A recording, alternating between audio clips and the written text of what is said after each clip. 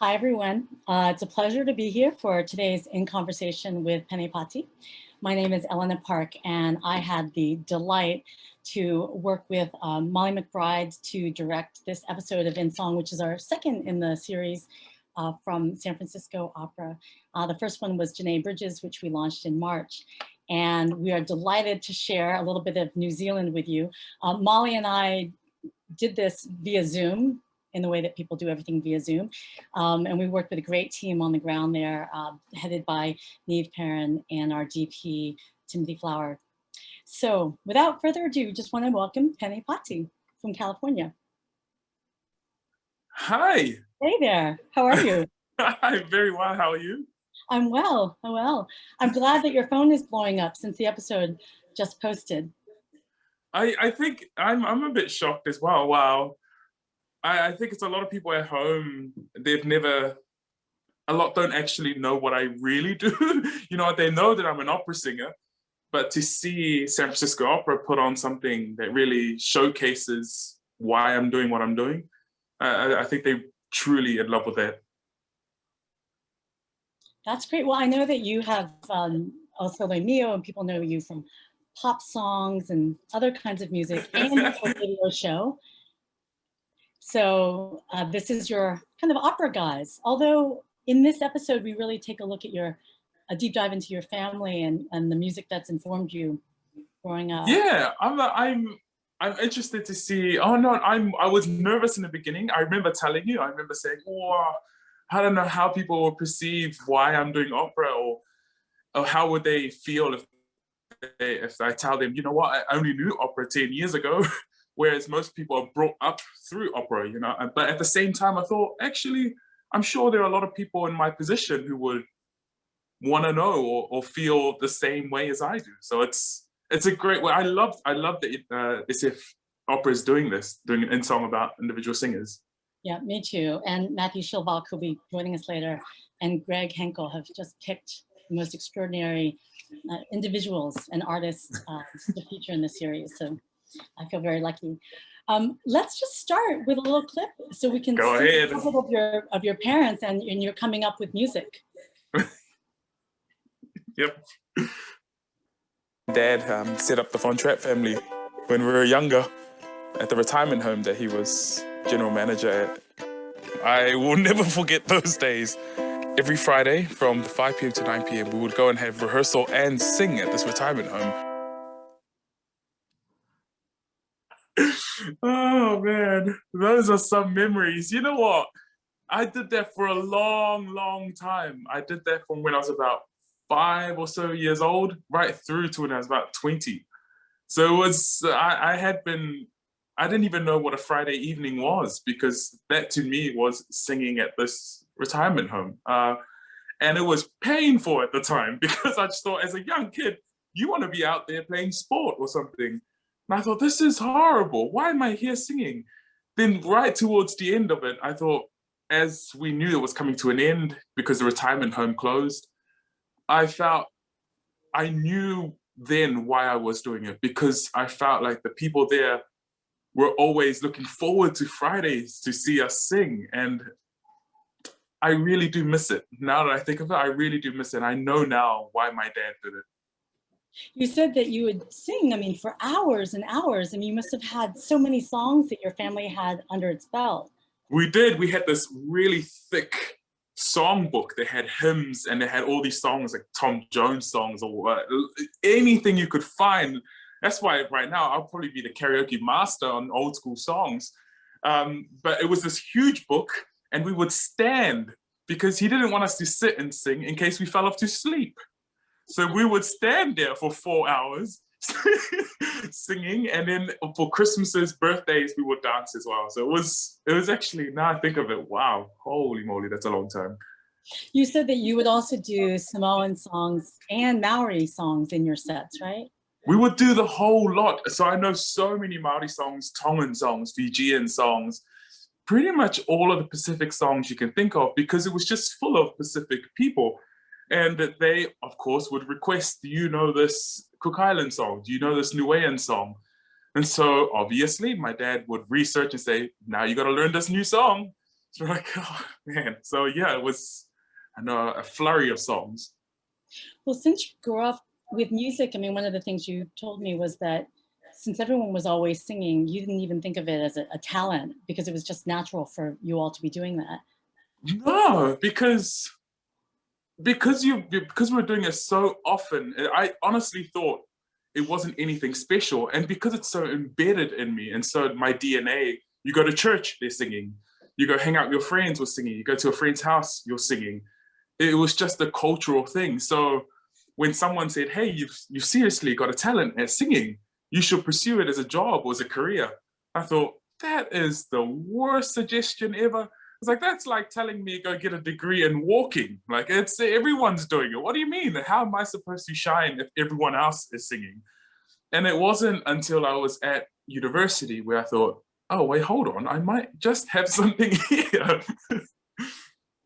Well, I feel that because you grew up with music with your dad and your siblings and you all performed, I feel in the way that this in song is like a love letter to your dad and your mom, but particularly your dad, because we get to hear him Yeah. music with you.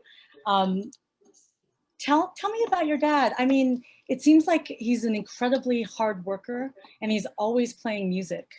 He is. And you're absolutely right. This is my homage or my letter to my dad. I think he's an incredibly driven, hard-working person, and I mean, nearly all fathers are. But in this sense, he left Samoa to pursue something, education for his kids in New Zealand. And every night he used to, in his family, between themselves, they will always sing, of course. And so he ended up singing to us as little kids all the time. And I thought it's because he just wants to sing, but really it's because he missed home and he couldn't get back home. So his songs were, say, Rod Stewart, I Am Sailing. He would sing that as a lullaby, but really at the same time, he would mourn the fact that he couldn't get home. And I would always admire his drive to do it. You know what I mean? He would come home and he would keep singing. He would go to work, he would sing. And if I could find a little ounce of that drive to do what I do now, because sometimes I neglect that. Sometimes I get home and I'm like, ugh, I really don't want to sing. Then I think of him and I think, man, why was he so passionate? There's something he has that I don't have and I wish I had. And so I pay all respect and I give everything to him, because I feel like if he didn't push me to this, or if he didn't give me that sense of passion or musicality, I don't know if I'll be the same artist. Well, what was interesting, meeting your parents via Zoom, they both had incredible faith that you could do whatever. And they kept talking about humility and how important it is for you to stay grounded and humble. Yeah. Yes, no matter what you do. Now in New Zealand, I'm fortunate enough to have this group of my brother and my cousin. So we've got quite, this status there. Everyone knows who we are. But I love going home because they're just like, you're not the singer, you're not Sorimia, you're here, you're our son. Come home, wash the dishes, do the lawn. They've instilled this sense of humility because they're saying, you know what, you just be thankful for what you have. Go out and sing, be grateful, keep going. Don't ever let it get to your head and just keep moving. I remember something with your mother just saying, that's fine, that's great, you just did that. Keep your head down, keep working. Yeah, and to some extent, this is something that I pass on to the next lot of Pacific singers, is that's ingrained in us so much that you just put your head down and go. And at the same time, I'm like, well, don't let it obstruct you. Because sometimes you're overly humble, and that's an actual thing where you don't believe that you have the talent. You kind of like, oh, and that was me. I just thought, I don't have anything. I'm the same as you. Like, what's the difference? But there is confidence. You got to at least say, hey, look, I do have something special, and I think the world should know, and maybe that'll glorify my parents.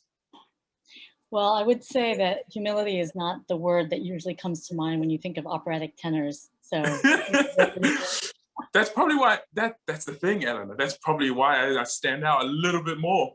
Ironically, doesn't that make me stand out? Yeah.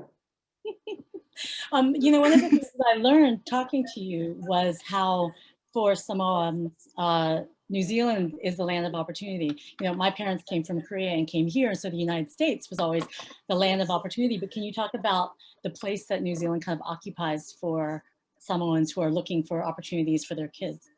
Yeah, New Zealand is for the Pacific nations, for Tonga, Hawaii, you know, Fiji, Samoa, Cook Islands. New Zealand is the place, was seen as the place of opportunity. So you would, as you were growing up in Samoa, the thing you wanted to do was get out of Samoa and you wanted to move to New Zealand because it was like this melting pot of opportunity. And so that first step, although it was hard for my parents, it was kind of, everyone saw that as like, yes, you've made it, you've made it.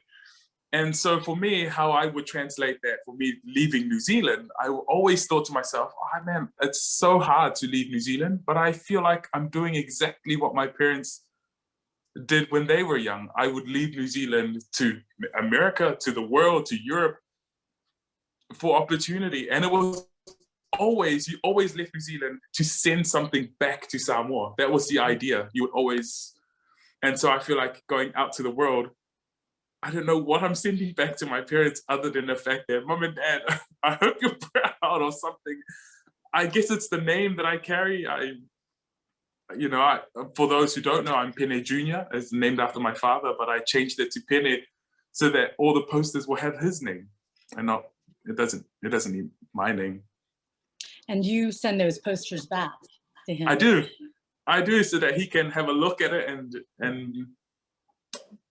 I don't know, be somewhat proud that his son carried his name across the world. Yeah, it's so beautiful.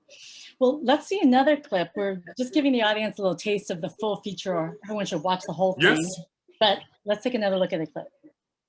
For a lot of Pacific Islands, the myths and legends and the stories of your fathers or whatever is passed on via song. We got songs about how the tattoo started. We got songs about how the plague came to Samoa. We got songs about how, you know, giants moved mountains and all these things. It's not read, it's not written down. You sing it to the next generation.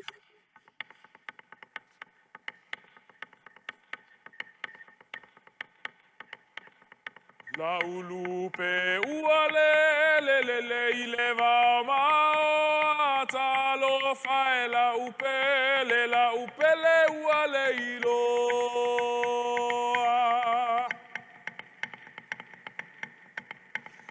Tanga ate ine olo uanga solomai olo umata etilo eteleo sawai.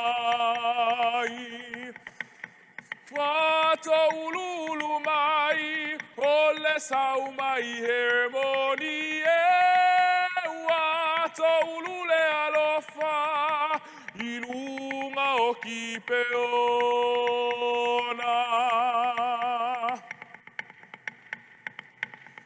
La ufua rosai, o la ufua velovetai, o la ufua ua uimoto ai le matalai.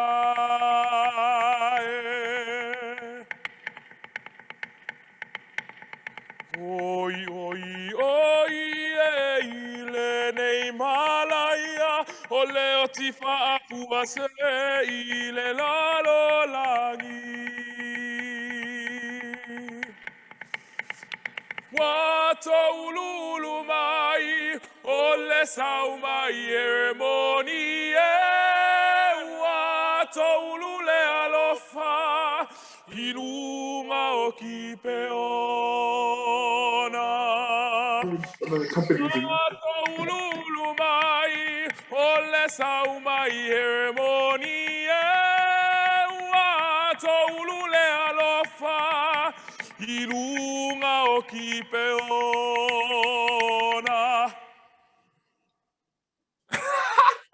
Oh my God.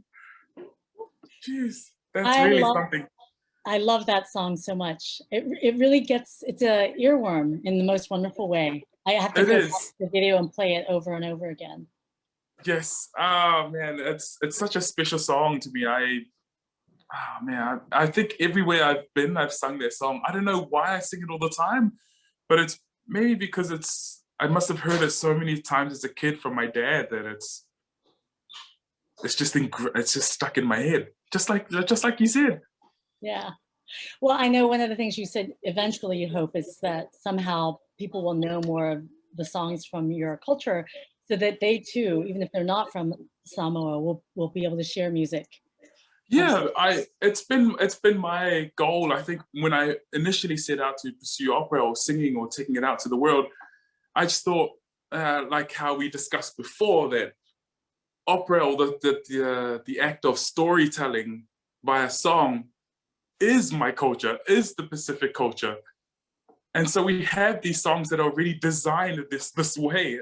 They carry all the history of the islands, and that's only Samoa. And now imagine hearing the songs of Hawaii or the songs of Fiji or the songs of Tonga. It just needs someone to take it out, and I just, I'm always singing the traditional songs of France and Italy and the Germans and the Spanish. I thought, why aren't you singing my songs? Like, I have just as many songs to give. It's such a difference where all the stories are passed down through oral tradition, through all the important events are kind of documented in stories and songs. Yeah, I mean, that's the most simple way to remember it, isn't it? You sing, you create a melody. And you know what's even better, what's even funnier of the Pacific songs is that a lot of songs are in a major key. Hardly any of them are actually in minor keys today. If you take them back,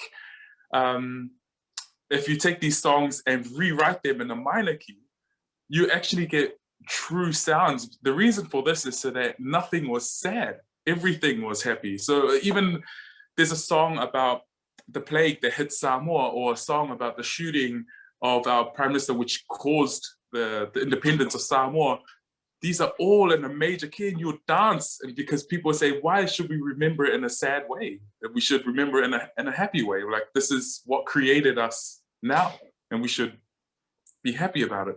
So it's a very interesting concept, and yeah, I think people should listen to more Pacific songs. You must have been shocked to have so many minor keys in opera, like deaths and partings and everything that's so sad. Oh man, it's straight off the bat. I thought, this is what tragedy sounds like.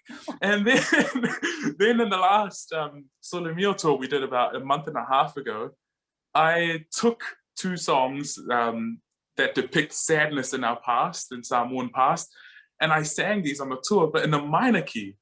And I rewrote this with a friend of mine, and even the Samoans came through going, man, we were so touched by that. That was so bizarre to hear it like that. And when we heard it like that and ran the words, we thought, oh my God, this is a lament. It really is a sad song. So it's a journey for me. Well, before we leave this part, I just want to say, Amitai, it was so lovely to hear him singing in brotherly harmony. Our editor, he's okay. He's okay. He's all right. He's all right. He's all right. Even though he's a tenor. Our editor, Steve Mallorca, he's Filipino, and he recognized kind of that brotherly jostling that you two do from his cousins. And he also has an Auntie Norma, I learned. But I love the fact that Amitai, right before our shoot, had just sung the title role in a new opera, Star Navigator, about the navigator who made the Christopher Columbus journeys possible. Yes, and it was moving. It was so special, and I think what made it even more special is to see a Pacific Islander telling this story. Yeah, you know what I mean? It was a star navigator called Ihitai Aveita, about a navigator from Tahiti who knew the Pacific Islands so much, and he said, this is my home. I know where to go. Whereas the Westerners were saying, no, you don't have a map. You don't know where to go. And he kept saying, no. Yeah.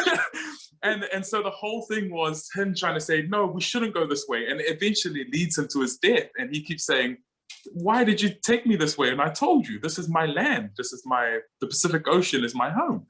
So it was a beautiful, I hope San Francisco Opera might give it a go, or somebody else might give it a go across the world, but it was such a beautiful piece.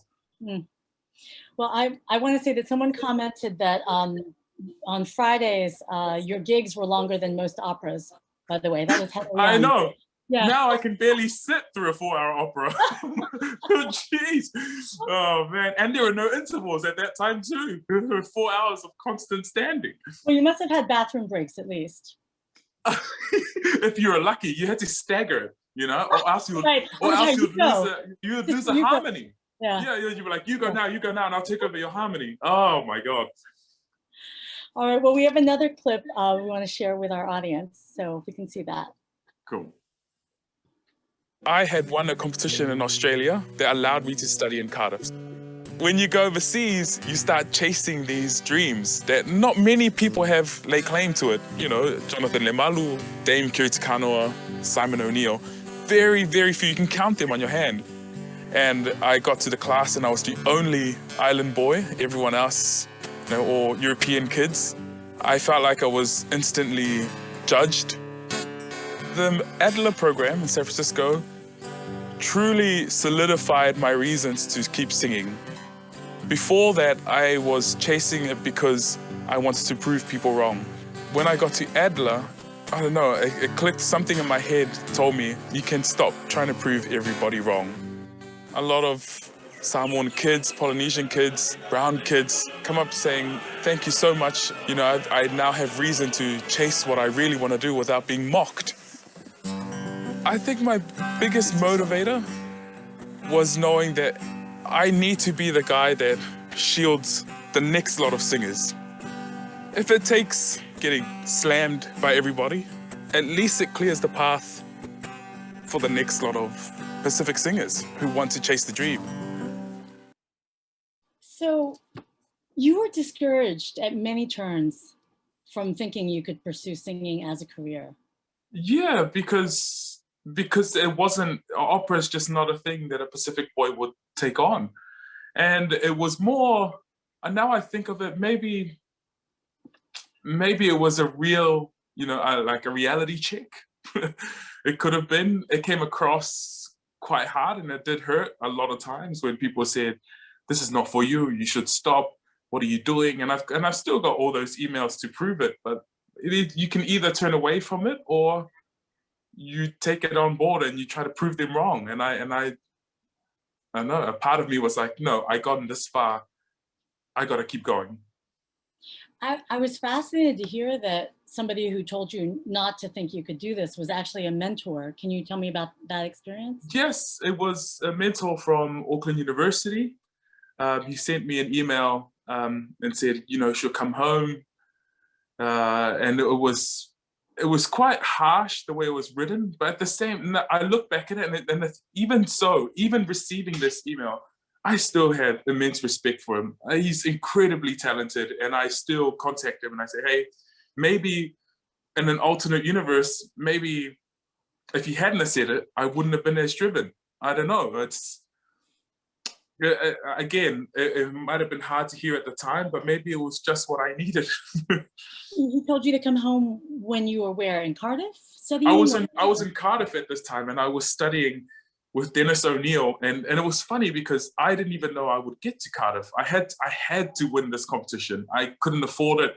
No one was giving me a scholarship or anything, or any financial assistance. So in my head, I thought, if I win this competition, then that's a sign, maybe from the divine powers that I should go do this. If I don't win it, then I will give up right here. And funnily enough, I won it, and I went to Cardiff, and Cardiff contacted and said, we want you here.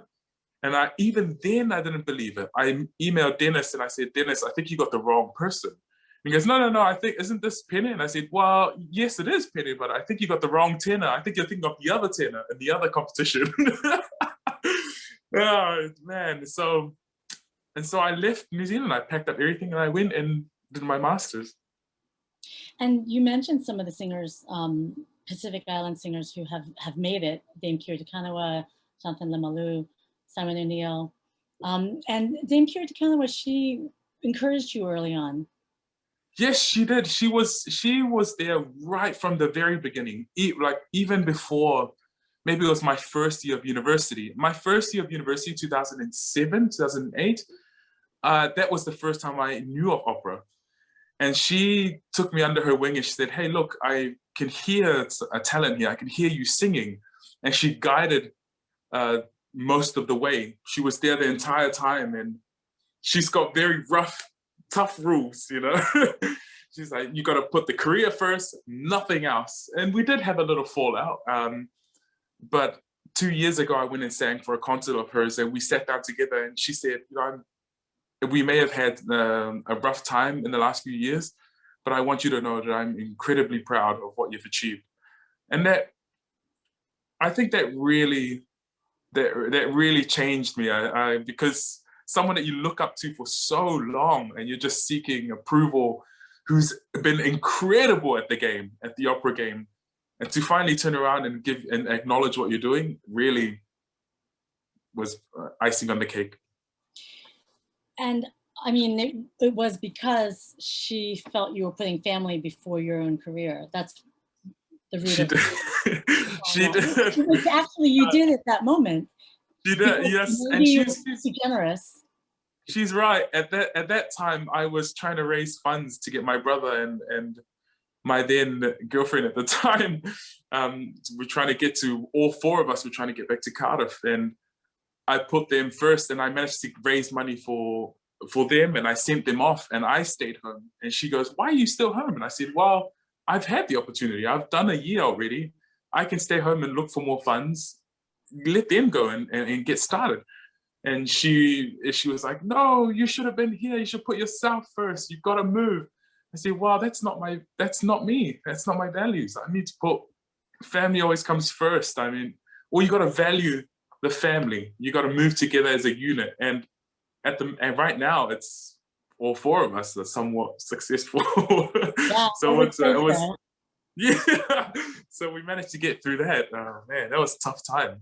But I can understand if she loved and believed in you and really believed in your talent, and you know you were one of the rare Pacific Islanders to come up, that she didn't want you to do anything to not jeopardize bringing your talent to the world. Absolutely, and I truly respect that. And at this point now, when I look back, I totally understand why she would do it. And the funny thing is that I do offer the same advice to singers from New Zealand who are willing to go, who are wanting to go abroad. I would say you need to put yourself first. But now I've got the lens of knowing what it's like to even be with, to value the family. And so I give it a nice harsh word saying, this is what you got to leave behind. But at the same time, you are doing it for your family. Remember that. You go and you represent them and you keep going.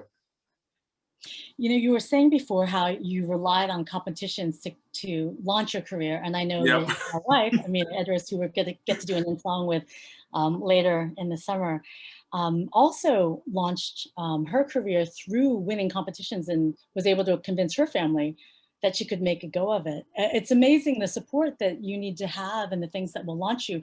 I wanted to mention Dame Malvina Major, because both you and Amina were telling me how instrumental she and her foundation have been to launch a lot of careers of New Zealanders. Do you want to talk a little bit about her? Yes, Dame Malvina Major is an incredible person. She had a great career abroad as well, but her and her foundation have been the biggest supporters of our career. They've been there right from day one. And I remember meeting Malvina at the first ever competition I had ever done in 2009, which I attended alone because I didn't want to bring family along in case I didn't get anywhere and I would be embarrassed. Funnily enough, I won this competition, and in front of everybody, she said, "Where's your family?" I said, "It's just me." And she smacks me in front of everyone. She's like, why didn't you bring them? And I said, well, I was too scared that I wouldn't get anywhere. And from there, she took me under her wing. She said, okay, let's get you a suit. At that time, I didn't even have a suit to compete in this competition. She got me a suit, and she hooked me, she got me with a tenor. And she said, just get the basics going. Let's get the basics going. And everything I needed, I would look towards her and say, hey, look, I'm thinking about doing this. And she goes, right, the foundation will help that. We'll get that moving. So, and to this day, she's helped so many singers in New Zealand. I just think she just deserves so much recognition for what she's done. You know, it's funny because things like clothing are so important for singers, and yet it's not the thing that the first thing that we think of. But you have to look the part to get the part. Oh my God, that competition, everyone turned up in ones. They turned up in these beautiful gowns. The women, the guys had dinner suits and tails, and I turned up in like the pants and a shirt. And I said, look, I didn't even know this was a thing. I didn't even know. I didn't even have a suit. And she saw that. She was like, she just laughed and she giggled and she goes, I know what you mean. It wasn't like, she didn't judge me at all. She was like, I can understand why you would think that. I said, so I'm so new to this. And so I said, look, I'm going to compete anyway in my in my shirt and pants. And afterwards, she bought me a suit. That's wonderful. I just want to say that someone had a comment about what you said earlier. This is from Cecilia. As an Asian American and daughter of immigrants, I could relate so much to what you said in the video about going to the UK to pursue your work in opera. I realized how much I cheered to see you and Janae Bridges and Lawrence Brownlee and all the other people of color on the opera stage. Do you all hang out together? LOL. Seriously, do you find common ground as people of color? Oh my God, so many. And it's so funny that you find incredible similarities on how you were raised. That's the thing, that's the closest thing. You would bring up a story, you'd be like, oh my God, my parents used to do this when I was young. And then everyone would chime in and be like, oh, that's so true. And I would think to myself, oh, I thought that was a Samoan thing. Yeah. But also not only that, not only the raising, just the struggles that you individually have to go through, the obstacles that you have to individually go through. I can imagine myself saying, I was barred from here. They would tell me that, why are you pursuing opera? Why are you even doing that? You're a Polynesian boy. You shouldn't be doing this. I can imagine it going through the same thing, and they would understand that completely. Yeah, I relate to that definitely in ways that I didn't even realize before. Oh, and Matthew is joining us. So let's bring in Matthew Shelvak, who introduced me to you. How are you, Matthew? Hello, Eleanor. Hello, Pene. Hi, Matthew. How are you? I'm well, thank you. Looks like my camera's a little distorted here. I'm a little bit on a... Well, I'll tilt our head accordingly. So as I mentioned earlier, it was Matthew and Greg who chose you to be the subject of it in song. And we wanted to focus a little bit on your time at San Francisco Opera. So we'll play a clip and then we'll get a chance to talk about it. Sure. The Adler Fellowship really refined my musicianship, my musicality. It taught me everything. And in a small space in 2 years, at the end of it, I felt, I'm ready now.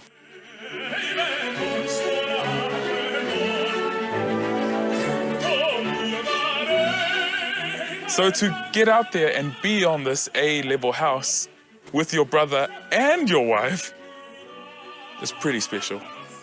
The Queen of Tonga flew over from Tonga because she heard that on this prestigious house were some island boys. It was so special because at the end she came up and she said, what you're doing for our people, you can't quantify that.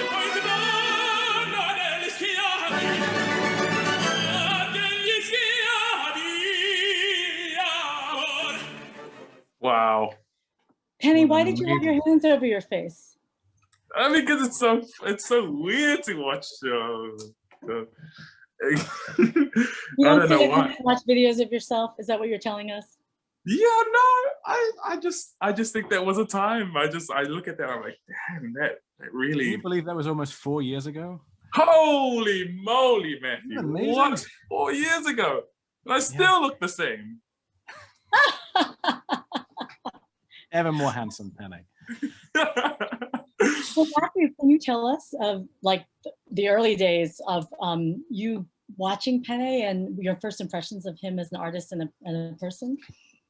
Oh my goodness. I mean, what I love about this in song episode is it just captures so much of your just authentic goodness, Pene. And I mean, I think that just struck me from day one, just seeing, you know, just how you communicate that. And it's like, and you communicate it not by trying to communicate it, you just communicate it. And I think that that naturalness is what makes your musicianship just so perfect, because it's speaking always from the heart. There's no artifice to it at all. And so, I mean, that has always been there. And I'm sure and seeing some of these videos as part of the in song, I mean, you see that even from a young age. I think you see that naturalness there. So I don't know. I mean, do you ever get nervous about that, or is it just, how does that work in terms of nerves and the naturalness? Is that something that really is natural? I think it's more or less, I still get nerves. I still get nerves, but nerves in a good way. Nerves of wanting to be good rather than nerves of not knowing myself. But I think the naturalness of it, it's funny, from an early age, I always told myself, you go out there and you just do what feels right to you. Don't sing for, and I know this sounds weird, but I always go out and tell people, sing for yourself. And the way people react or how people fall in love with that is a byproduct of you being yourself. And I said, if you go out there to try and impress the person out there, you lose yourself, and in turn, you don't know what they're gonna think. And you can't please the world. So at least go out with one positive. Please yourself. Sing to yourself. Tell your own story. Tell people how you feel, and people will fall in love with that. I love it, and they certainly do. You were saying, Pene, that how the Adler program really prepared you in a short period of time. What is it that they make you do when you're an Adler Fellow? Oh God, what is it that they don't make you do? Oh my God.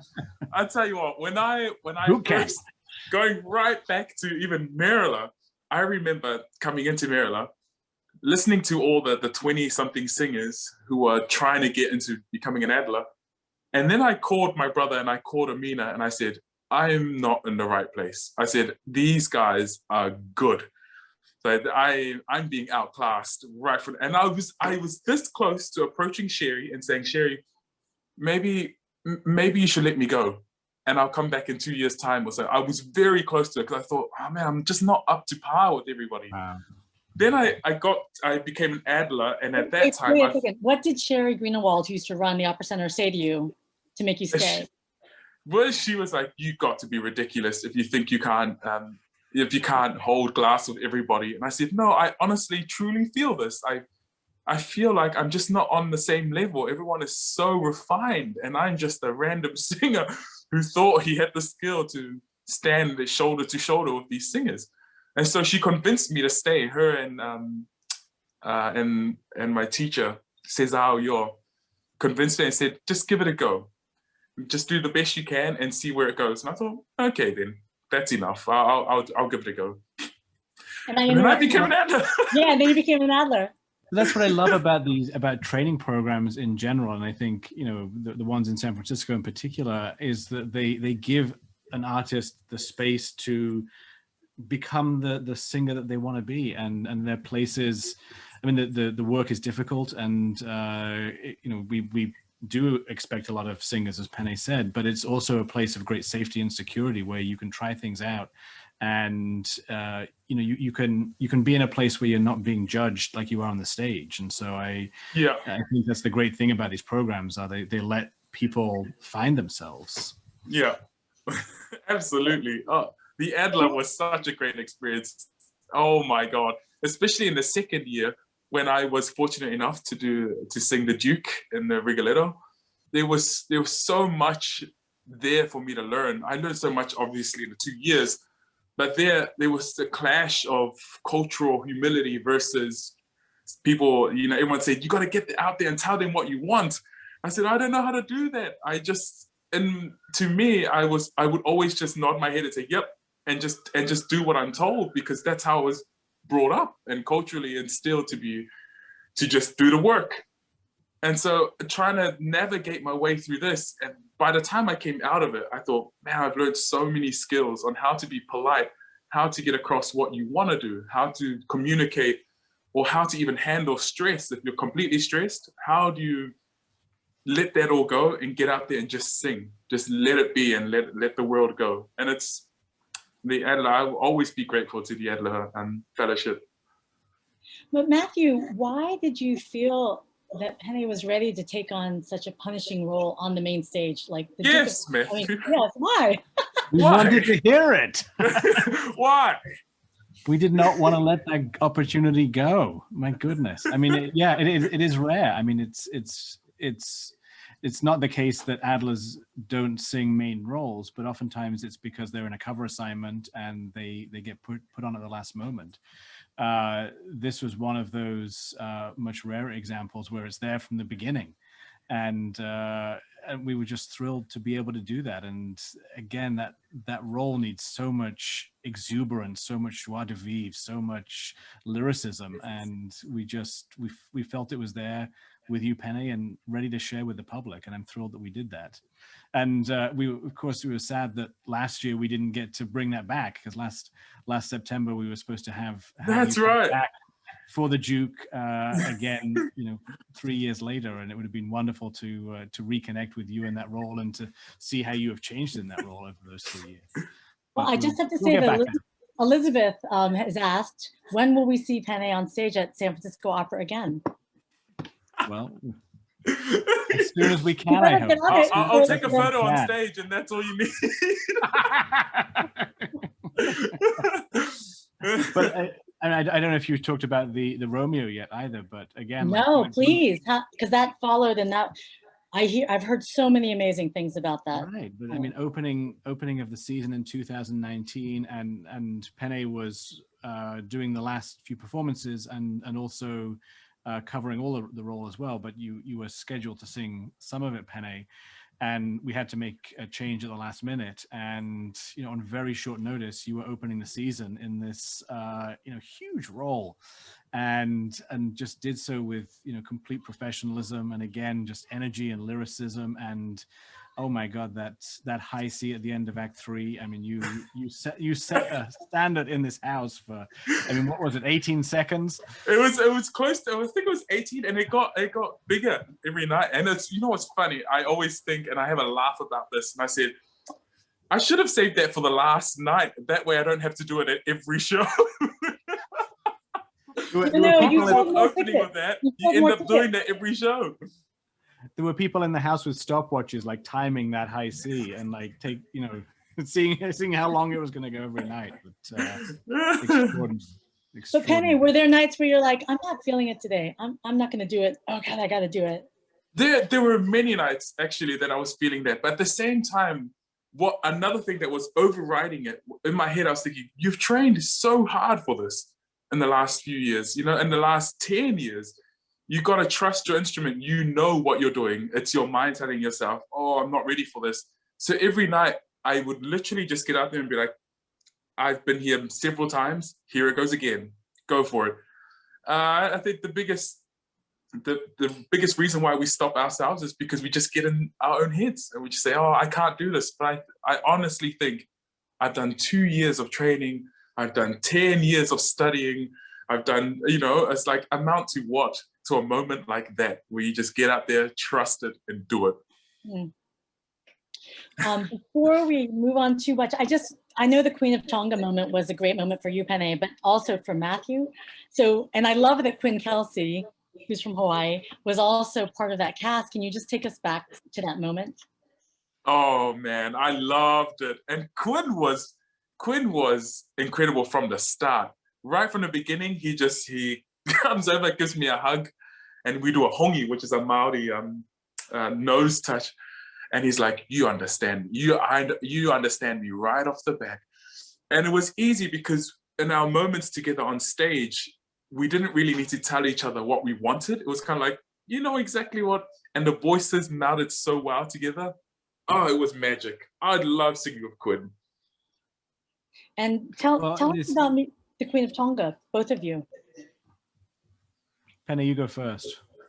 I was surprised that she was in the audience. When I got told that she's coming to the show, I thought, wait, really? The Queen of Tonga, she really leaves? And and Matthew, I was like, Matthew, really? Just research, is it really the Queen of Tonga? And then she turns up and I was like, oh my God, it's the Queen of Tonga. I was like, what do I say? I don't even know what to do. But I felt so humbled that she would come all that way just to watch the show to say, man, what you're doing for the Pacific, I'm super proud of that. Well, and it was yeah, we didn't have a lot of notice that it was happening, and when I found out, you know, being the you know, the British person I am, so very, you know, focused on protocol and the right way to do things, and like, you know, what do you do when the Queen of Tonga shows up in your opera house? And so I kind of go back in my mind to all of those videos of the receiving line for the Queen of England, and, you know, backstage at the old Vic or the Royal Opera House. So that's what we did. We had like arranged a receiving line, and hopefully didn't air too much on the protocol side. But then, you know, when she got back there, and there was just so much joy and so much happiness, and it was again, it was just this moment of real celebration, and you see that in song. We have a few photos of that, and I think you can pick up on just how much joy and pride there was there that night. It was one of my favorite evenings in the Opera House, I have to say. I just want to say that Isabel Sobozinski Wall says, such talent, humanity, and generosity of spirit, and not to mention sense of warmth as well. So you're radiating all that via Zoom, Pene. Oh, well, San Francisco needs it, you know. Well, I mean, another moment on the stage, just to talk about your versatility, Pene, was when we had the Sole Mio concert, which I forget which year it was now, but maybe like 2000. End of 18. End of 18. And, or end of 16. End of 17. Sorry, end of 17. End of 17. But just to see the energy and all those wonderful adjectives we just heard there, like coming out on stage with you and Amitai and Moses, and just again, a very different side of you, but essentially always back to you being the great, you know, communicator of authenticity. But that was so wonderful, and just to see the audience that was in the house that night, and just lined up to spend time with you guys. We had some signing thing at the end, and like the line just went on and on for hours. It was incredible just to see what you meant to the community. And a lot of people flew in for that, which was very heartwarming. There were a lot of people from all over the America and all over the Pacific who flew in for that show. But why it was so special for me was that when I did my Merila back in 13, which meant if I wanted to take up the Adler role, it would have been 14. Right. But at that time, I had made this really tough decision. And it wasn't because I wanted to do Sole Mio. I just felt like they needed me, and that it was that time, like I needed to do this. And that if I were to go to pursue my own career, that's all on me. I don't need anyone else to help me out. It's all on me, and I can prove people wrong about that. And so to get on stage, the thing I was slammed for in 2013, because everyone said, oh, why did you choose this pops group over your operatic career? And I said, no, it's in my head. I know what I'm doing. And then to come back in 17 and perform with Sole Mio on such a prestigious stage like SF Opera really just blew my mind. It really did. I just thought, how funny is this? What was it that you were thinking, actually, about Sole Mio versus like a main stage opera career at one of the most important houses here? Back in 2013? Yeah. It was, Sole Mio were just on the brink of breaking it. And once you break it, you kind of like, you can let it sit and it'll always be a household name. And I felt like we were so close to that with Sole Mio, and I needed to go there just to push it over the edge. Had I dropped it then, probably Sole Mio wouldn't be anything today. And I chose that over myself because I had this confidence in myself that I can always make a career, and if I just put in the hard yards. So when I made that decision for Sole Mio, the next 2 years I pursued every single opportunity. I went in competitions, I went in big master classes everywhere to tell people, to make sure that I'm still in the game. And they all said, what are you going to do now? And I said, I'm going to go back for the Adler show. I need to go back. I need to go back to SF and take up this role and plead for my role and say, hey, I know you didn't take me in 14, but would you consider me now? I'm still singing and I haven't given up. I'm still here. What do you reckon? And that's why I did it. Did they say still yes right respect away? sorry, Helena? Did San Francisco Opera say yes right away? Yeah, I mean, I just so respect how you thought through that. And I mean, and the fact that you connected back to family and the importance of keeping Sole Mio together. I mean, everything has its time in the world, right? And the time for Sole Mio was then, and you allowed that to develop the foundation. And then when the time was right and the stars aligned, we connected again. And so I just really respect, and I know how difficult the decision that was. So I respect how you worked through it. And again, like everything transformed and both things were able to exist. Well, I was incredibly emotional. I remember when I got accepted to become an Adler, that was an emotional evening. I went home and I was sitting in this apartment that was quite high, and I could see the city lights, and I got very emotional. I just thought, man, these were some tough years, but it lined up. I just want to say that, Matthew, someone's written in to echo what you said. This is Maureen Daly. I want to reiterate what Matthew said. From the earliest days with Sole Mio, Pene touches people's hearts because he is so genuine and sings from his heart. He is one of the kindest and most generous people I have ever known. I give a lot of the credit for that to Pene Sr., who you see a lot of that in the in-song, but he is his own man.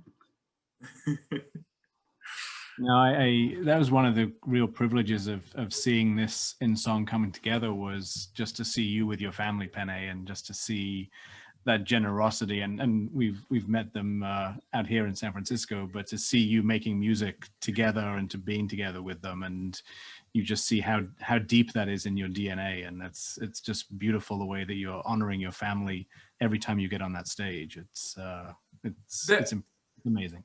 That was a beautiful moment too, where we had the dinner with my family and that Annette Campbell put on, and I remember my parents standing up, my dad standing up and singing. Do you remember that? I do remember that. And it was such Samoan protocol that everyone started singing. So the whole room started singing. All the Pacific Islanders in the room started singing, and I remember Annette just saying, "What just happened?" Just like, that is such a beautiful thing to do. And I said, that's my culture. You sing to say thank you. I let me just grab something because it's right here, 2 seconds away. What can it be? I can't remember if you gave me this or if Quinn gave me this, Pene, but I think it was me. It was you, that's right. And it was from that night. It stayed in my office the whole time. So that is only given to the High Chief. Well, it's oh, well, Matthew's the High Chief of San Francisco Opera. Yes, that's why we gifted it to Matthew. It's a treasured possession, and it stayed close to me this whole time. So, thank you. That's so good. Pene, your dad is a chief, right, of your community? He is indeed. Back in Samoa, he has a High Chief title in Samoa. Yep. Does that mean you and Amatai have to fight over who gets the title? But I guess you're older. It's funnily enough, in Samoa, whoever earns it gets it. Yeah, it's just not handed down. You have to earn your right to have it. Well, can Moses compete? I heard he's going to be starring in The Bachelor. He's already done. He's already done. I see. I hope he found love.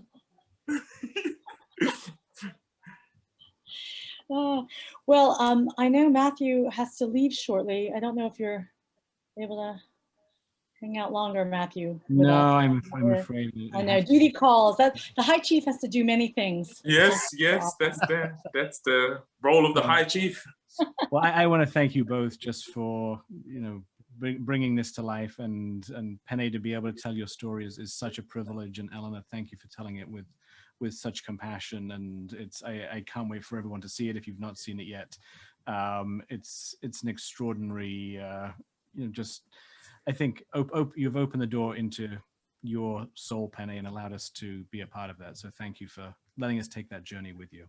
Well, thank you for the opportunity, Matthew. It's honestly just looking at it myself, and I laughed with Eleanor and I said, oh my God, I feel so vulnerable. It's so beautifully done. Thank you so much. Well, I will be watching it many, many times. That's for sure. Thank you, I will leave you to the interrogation of Eleanor, and I'm Yes, gentle. we'll I'm catch up gentle. sometime, Matthew. We'll catch Okay. up. Have a high tea, I tell you. We'll do that. Okay. All right, bye, Matthew. See you soon. Bye-bye. See ya. And I should say, if people have further comments and questions for Pene, we have him sitting in the chair for a few more minutes. We do have one question from Heather Young, who asks, between some people pushing too hard and some telling you to quit, how did you find the insight and strength to chart your own path and pace? That's a great question for any singer or anyone doing anything, actually. That is a good question. I don't know. I think I found that it's a tough question because the solution wasn't that easy. You know what I mean? Like to find that will to carry on singing. For me, it was finding the reasons of why I'm singing. And if it wasn't for yourself or if it wasn't for your family, in many cases for me, it was, and I do say it in the film, in the little documentary that was played out, that I was doing it for the next generation of people. You know what I mean? There were a lot of, the reason why I do an opera, why I keep going, is because I know there are a lot of Polynesian singers, Pacific singers, who want to give it a go, but they're too scared to do it because no one is out there holding a shield and moving forward. And so something in my head was telling me, if you're not setting the standard, if you're not setting the grounds, how are you gonna enlighten someone else to do it? And I think for me, that was more than myself. And that's really why I wanted to do it, because I thought, look, I've got to be strong. If I'm strong, my peers will see that and be like, look, if he's strong, I can do it. That was the biggest driver. Well, I found that very moving when you were talking about chasing the dream and that you were going to shield the next group. But I would also say that it's inspiring just to anybody. I mean, particularly Pacific Islanders, particularly people of color, but anybody who has a dream. I think when they hear from you and hear your story, it makes them think they just have to go for what it is their heart wants them to do. Yeah, and it was tough it really was tough when I started, because Dame Kiritikanoa and Jonathan Lemalu and all them, they were 12 years before I even started. And there was a huge lull in Pacific singers. So by the time I started, there was no one to look up to. And so it was already ingrained into people's psyche that you're just not meant to be. Those guys were, you know, at that time, they were lucky to get there, but you're not meant to chase it. And I don't know. And at that time I thought, okay, if there's no one in front of me, then that would signal that I should start and be the front for someone else. And if I don't end up being successful in the career, then at least I've given someone the opportunity to even start chasing it. But where do you get the strength to do that?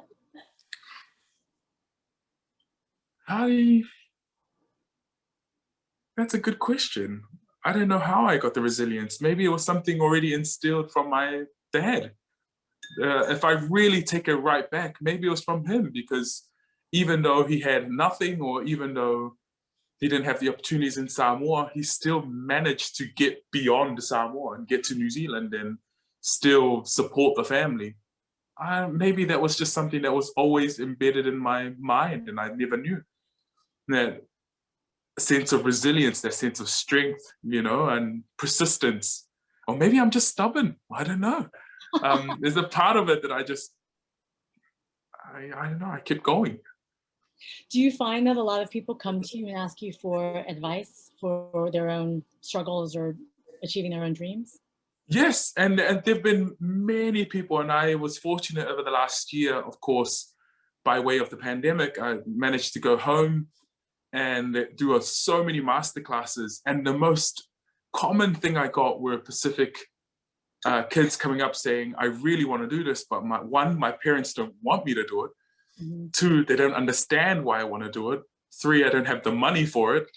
And there's so many, they're saying, is it worth doing? Is it worth pursuing my heart? And that was a hard question to sit and tell them straight up, like how to handle this. But at the same time, it was easy to explain because I've already been through that, you know? So yeah, that was tough. When you were talking with your family as we were doing the interviews, they were saying that it was one of those strange gifts of COVID to have you home for that extended period of time, because you're always traveling and you're always elsewhere, but you got to like sit deeply with your family in New Zealand, where, by the way, COVID never raged out of control compared to. Yeah, it was so good to be home. I think you totally forget, or you take for granted what your family means to you once you leave. It's not until you get back and then you realize how much you miss them, you know? And it wasn't until I sit there with my parents. My brother has his own apartment in the city center, and he usually says, come and stay with me.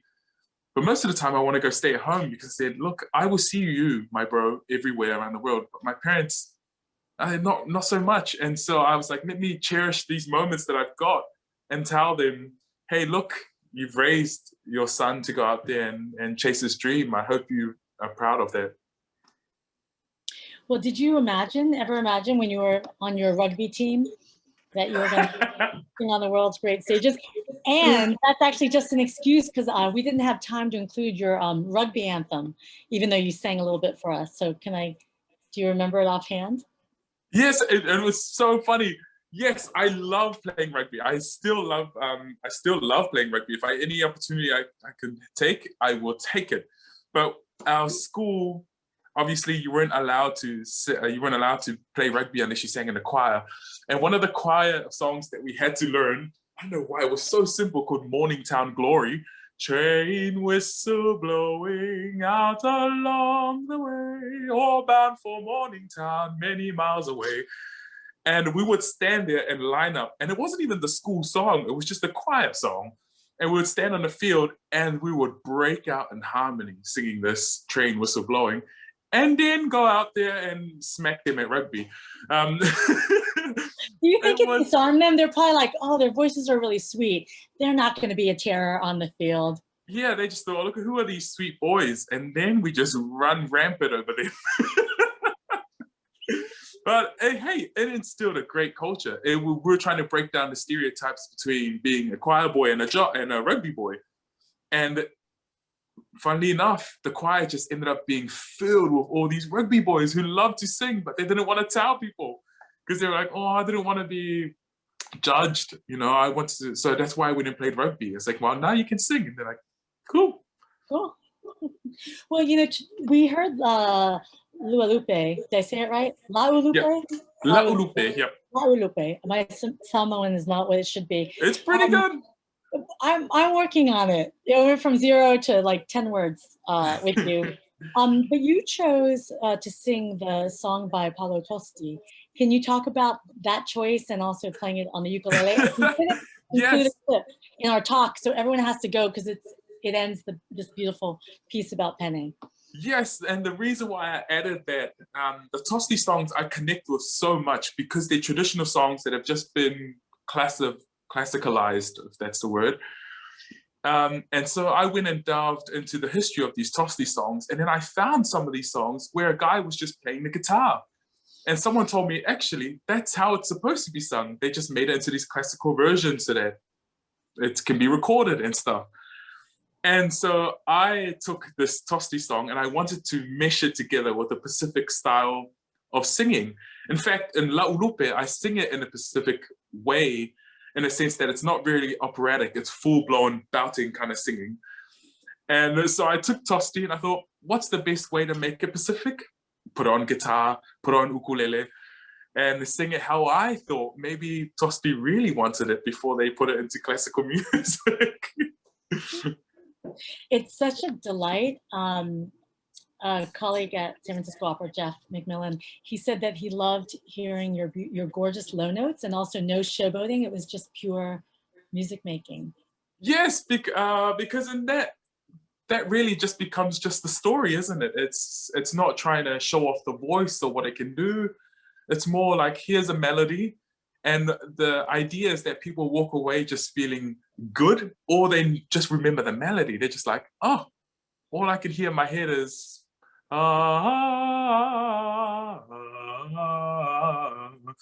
at that, as I was singing, I thought, no one needs to know if I can sing high notes or not. They just want to be feeling good after a song. Well, I feel like I kind of get lucky because you keep breaking in the song, but I can't expect it if we stay on. It'll keep happening. It must be nice though, you and Amina living together and being able to share little strands of songs now and again. Yeah, you know what? Everyone thinks they're like, oh, you must break out in duets all the time. That's very rare that we do because we're like, stop singing in the house. No, but every once in a while it does happen, and it is super cute because we're wondering, oh, do you know the song? So we'd sing and would harmonize and go, that was cute, and then we get back to work. And you two, I mean, what's coming up for you? I know that the two of you have a concert in Spain, but like as COVID recedes, what's on tap at this point? Towards the end of the year, I'm quite lucky. I'm singing Nemorino with Paris Opera. So I'm very much looking forward to that. I think I'm doing something with Berlin Opera as well. I don't think it's been announced, or I'm just stepping in for the one show. All of next year has still remained the same, so I'm hoping that remains unchanged and COVID doesn't last that long to next year. Unfortunately, a lot of this year was all America, and of course, America was taken down. A lot of the arts stopped because of the pandemic, and that's fair enough. So I'm hoping I come back to the States a whole lot sooner than later. I hope so too. One last comment from Rhonda Farimo. First of all, I'd like to thank you and Pene Pati and also San Francisco Opera for giving us a chance to do the webinar. I feel proud as a Pacific Islander of Samoan heritage to see a superstar of Polynesian heritage inspiring many people. Oh, thank you. And I think a lot of the Pacific families, they really feel connected because I was born in Samoa and I still speak, read, write Samoan. So all of that is still heavily embedded in me, and I will carry that everywhere with me. Well, that's beautiful, Pene. Everyone, please watch the full episode if you haven't yet. Yes. And tell all your friends to watch it. You know, Matthew joked before about watching it again. He's watched it many, many times, even though he didn't need to over the course of various edits. And I do the same thing. So we'll have to just release your song so that we can listen to it eventually without the whole story arc. I can't wait. Yeah. All right. Well, much love to you and Amina and your dog. Thank you, Elena. And on behalf of everyone at San Francisco Opera, thanks to the audience for tuning in. And we just love your voice and your spirit, Pene. Thank you. Thank you. And thank you to SF Opera. It's like my alma mater in a sense, to be honest. They've been my family here in the States. I'm incredibly grateful to San Francisco Opera. Great. All right. Oh, how do you say thank you and goodbye in Samoan? Whaapetai lava tō whāsoifua. Okay, what he said. All right, bye.